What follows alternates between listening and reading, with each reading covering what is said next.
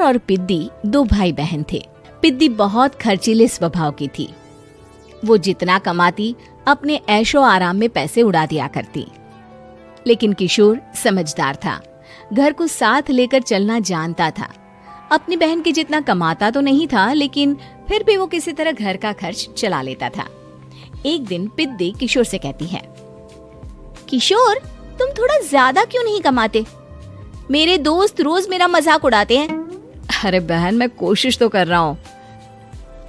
अच्छा सुनो, अगले महीने रक्षाबंधन है, मुझे सोने का हार चाहिए, इससे कम कुछ भी ना लूंगी। अरे दिला दूंगा बहन। किशोर को पूरी रात नींद नहीं आती। उसके दिमाग में बस ये चल रहा था कि उसकी माली हालत इतनी बिगड़ चुकी है, अब वो सोने का हार कहाँ से लाएगा। अगले दिन किशोर सुबह सुबह घर से ये बोलकर निकल गया कि पिद्दी, मैं गांव से बाहर जा रहा हूँ, कुछ दिन घर नहीं आऊंगा।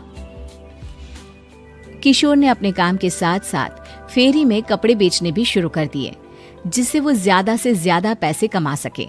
रात में वो एक बिल्डिंग की चौकीदारी भी करने लगा। अपने काम से थोड़ा बहुत समय निकालकर बस कुछ घंटे की नींद ले पाता था। और कब वो कुछ दिन 1 महीने में बदल गए और रक्षाबंधन भी आ गया, पता ही नहीं चला। लेकिन किशोर अभी तक घर वापस नहीं लौटा। जहां वो काम करता था, पिद्दी के नाम का गुल्लक रखा हुआ था। किशोर ने उस गुल्लक को फोड़ा और सारे पैसे इकट्ठा करके एक सोने का हार खरीद लिया। घर में पिद्दी किशोर का इंतजार कर रही थी। तभी किशोर आता है। कहाँ चले गए थे?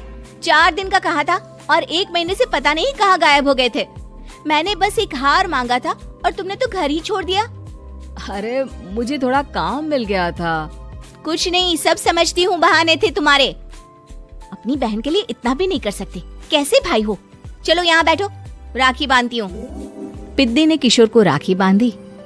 वैसे ही किशोर ने अपनी बहन के हाथ में सोने का हार रख दिया। उसकी खुशी का कोई ठिकाना नहीं था।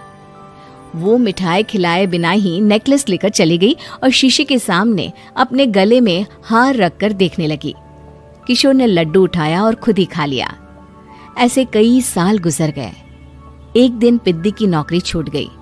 अब वो पूरी तरह किशोर पर डिपेंड हो गई थी। आए दिन किशोर को अपने महंगे महंगे शौक गिनाकर उससे पैसे मांगा करती थी।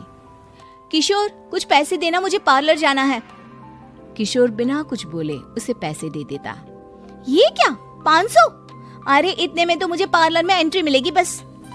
अच्छा, देता हूँ ना ज्यादा। अरे कैसे भाई हो, अपनी बहन के लिए इतना भी नहीं कर सकते। किशोर ने जेब से 2000 का नोट निकाला और उसे दे दिया। किशोर गरीबी में रह लेता था, लेकिन अपनी बहन को कभी कोई कमी नहीं होने देता था। बेटा, पिद्दी तुम्हारी बहन है, उसे कभी किसी चीज की कमी मत होने देना और उसका ध्यान रखना, क्योंकि भाई का फर्ज होता है अपनी बहन का ध्यान रखना। किशोर ने माँ की कही ये बात हमेशा के लिए याद कर ली थी। शायद माँ की इसी बात की वजह से किशोर पिद्दी की हर जिद पूरी करता चला आ रहा था।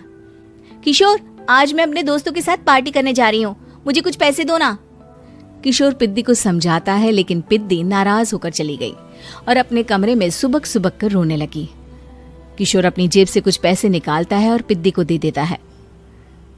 किशोर खुद कभी अच्छे कपड़े नहीं पहनता, लेकिन पिद्दी को राजकुमारी की तरह रखता। पिद्दी के जाने के बाद किशोर अपने काम पर निकल गया। एक तरफ पिद्दी अपने दोस्तों के साथ मस्ती कर रही थी, तो वहीं दूसरी तरफ किशोर पैसे कमाने के लिए कड़ी मेहनत कर रहा था। कुछ और दिन ऐसे ही बीत गए। एक दिन पिद्दी एक लड़के को लेकर घर आई और उसे किशोर से मिलवाया।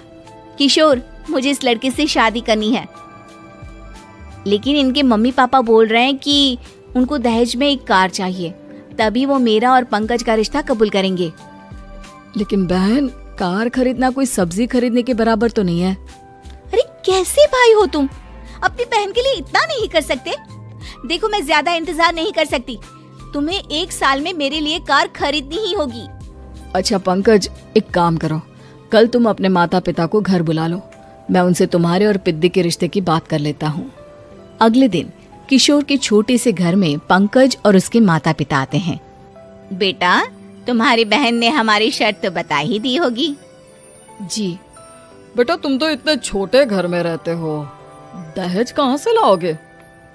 मैं अपनी बहन की खुशी के लिए सब कुछ कर सकता हूँ। पंकज और पिद्दी का रिश्ता तय हो जाता है। किशोर अब अपनी क्षमता से 4 गुना ज्यादा काम करने लगता है। सुबह सबके घरों में न्यूज़पेपर फेंकता, दिन में मजदूरी करता और रात में चौकीदारी करता। खूब मेहनत करके किशोर ने अपनी बहन की शादी के लिए पैसे जुटा लिए।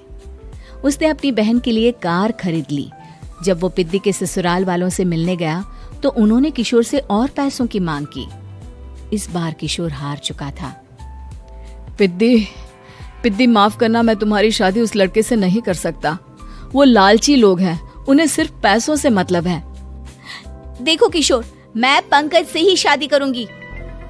क्योंकि पिद्दी ने तो किशोर की बात न मानने की जैसे कसम खा रखी थी। किशोर ने पंकज को घर बुलाया। पंकज, तुम अपने माता पिता को समझाते क्यों नहीं हो? भैया, वो हमारी शादी के लिए मान गए, मेरे लिए तो यही बहुत बड़ी बात है। हम एक काम कर सकते हैं, दहेज की रकम में से कुछ पैसे मैं आपको दे देता हूँ। अरे लेकिन समाज वाले क्या कहेंगे? अरे जब दुनिया को पता चलेगा तब ना। अच्छा, कुछ पैसे मैं अपने मालिक से कर्ज में ले लेता हूँ।